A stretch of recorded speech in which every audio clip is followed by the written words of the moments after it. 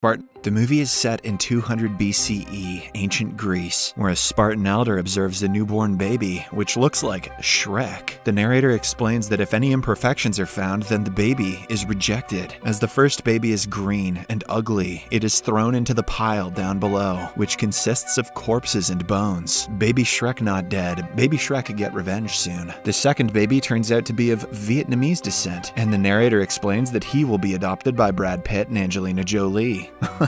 Narratorception. The third and final baby is accepted as a Spartan for his already present beard and his muscular physique. He is then named Leonidas. From a young age, Leonidas is brutally trained for knighthood and spars with his grandmother. As he grows up, Leonidas is also tortured and taught to show no pain. One day, he is cast out into the wild to survive the harsh winter conditions on his own with barely any clothes. There, a beast with red eyes stalks him, and it's revealed to be a giant penguin. Without wasting any time, the penguin proceeds to abuse Leonidas by jumping on him and body slamming him to the ground. However, our brave protagonist manages to outsmart the penguin by trapping it into a tight spot. He then finds a penguin spear inside a random glass box and kills the beast with it. After the winter passes through, Leonidas returns back to Sparta for his inauguration as king, while wearing a penguin skin hat. Realizing that he has slain the deadly beast, all the people bow in his presence. However, Leonidas appears to be infatuated with a beautiful girl in the crowd named Margot. She dances erotically while sucking on a lollipop and winking constantly. This is enough to win Leonidas over. So, without thinking twice, he asks her to marry him. To his delight, Margot responds by giving him the combination to her armor-plated chastity belt. The movie then cuts to several years later, where it is revealed that Leonidas has become the king of Sparta. Currently, he is violently training his son while Margot watches from the sidelines. Leonidas aggressively throws his son around and headbutts him, teaching him that he must learn to take powerful hits from his enemies. Boy. Margot suggests that he do the pile driver on his son, and so Leonidas drives his son's head into the floor. Whoops, I think Margot meant she wanted Leonidas to pile drive her, not the kid. Shortly after, Leonidas' best friend named the Captain arrives there and reveals that the messenger of Persia has come to talk with him. So, Leonidas ends his training with his son and heads to meet the messenger. He then greets his guest with a French kiss, claiming that in Sparta, they shake hands with women and kiss the men. The two of them then hold hands and take a walk. As they continue chatting, the messenger of Persia tells Leonidas that the great Persian king, Xerxes, has taken over the world with his vast army. Now, he wants to conquer Sparta as his last conquest. Hearing this, Leonidas becomes infuriated, so he takes the messenger and his accomplices over to the pit of death. But even there, the Persians warn the Spartans to surrender immediately if they want to prevent the war. In addition, the messenger explains the Persian king Xerxes' demands that the Spartans must build his pyramids, the women will be used as escorts, and the children will work in factories to produce shoes. While a Spartan politician named Traitoro is in favor of surrendering, Leonidas strictly refuses. He then kicks the messenger down the pit of death, along with his accomplices, officially starting the war with the Persians. Following the incident, many celebrities, including Britney Spears, Kevin Federline, Sanjaya Malakar, Ryan Seacrest, appear before the pit of death, and Leonidas kicks all of them down. Furthermore, all the judges of American Idol, including Simon Cowell, pre-ridiculous facelift, Randy Jackson, and Paula Abdul, also suddenly appear. They insult the Spartan king by telling him that his kicks were very poor. I can't believe that these movies aired in theaters. Leonidas is furious, and as a result, he shoves them down the pit as well. Afterwards, the captain suggests that before confronting the Persians, Leonidas should consult with the prophets. It turns out that the prophets are advisors to the king of Sparta. So, the same evening, Leonidas visits them with a bunch of cosmetic products as their consultation fee. However, the prophets advise him to consult with the oracle instead. The oracle is supposed to be the chosen from the most beautiful of women, but she is actually the famous Ugly Betty. The oracle of Sparta then informs Leonidas that he will die should he go to war against Persia and Xerxes. Despite the clear warning, Leonidas decides to go to war anyway. At night, he cannot sleep due to the immense pressure on his shoulders. And seeing this, Margot mentions that he can do whatever he likes with her, even give her the pile drive. Leonidas likes the idea, but instead of pleasing her, he starts using her as a weight to exercise.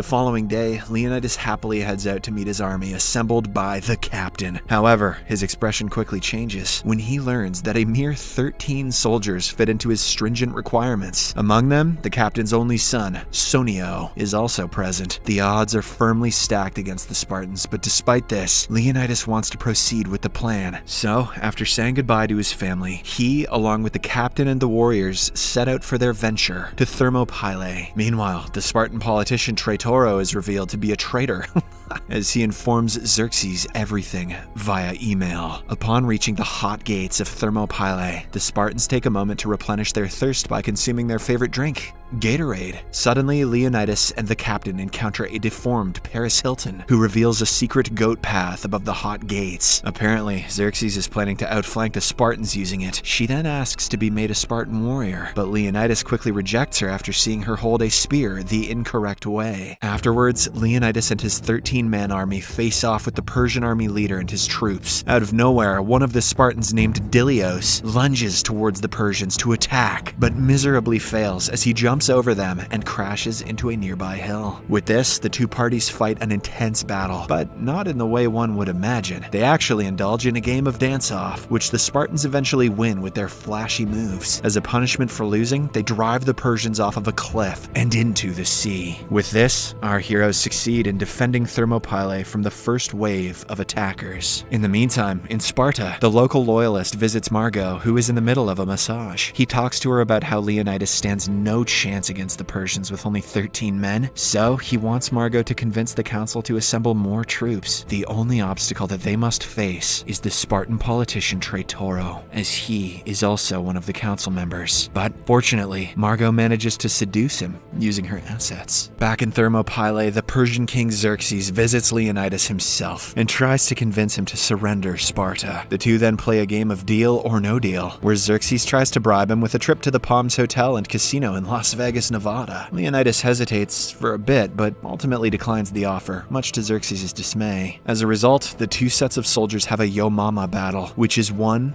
by the Spartans. But unfortunately, during their fight, Dilios gets hit in the face and his eyes are gouged out by one of the Persians. This is... Alright. Following this, the movie cuts to Xerxes' palace, where the deformed Paris Hilton is seen searching for the king. It's revealed that she is there to betray the Spartans, and so she informs Xerxes of the secret goat path above the hot gates. In return, she requests for an expensive Chanel handbag, and for her deformed hump to be removed from her back. The king immediately obliges and gives her the handbag. However, when Xerxes attempts to remove the deformed hump, he is sent flying by the large amount of mucus present inside. This movie sucks! The next day, while Leonidas eats ice cream, Sonio learns that the Persians have found out about the secret passage and frantically informs him. Leonidas then approaches his fellow warrior Dilios, who has been rendered blind from the previous attack. He orders Dilios to travel back to Sparta so that he can tell the tales of how the Spartans had valiantly fought in the war, and also to give his necklace back to Margot. Afterwards, the king Xerxes and his Persian army arrive at Thermopylae and ask Leonidas to surrender for the last time. But when he refuses, Xerxes gets frustrated and calls an additional army of 1 million Persians. Meanwhile, Margot finally faces the loyal counselors and dances before them, giving them a short show. The old men throw bills at her and cheer her on when suddenly she gets serious and implores them to send additional troops to Thermopylae. However, Traitoro betrays Margot and says that the Spartans should instead surrender to Xerxes. Margot is furious and unleashes a venomous rage, transforming her into Spider-Man, while Traitoro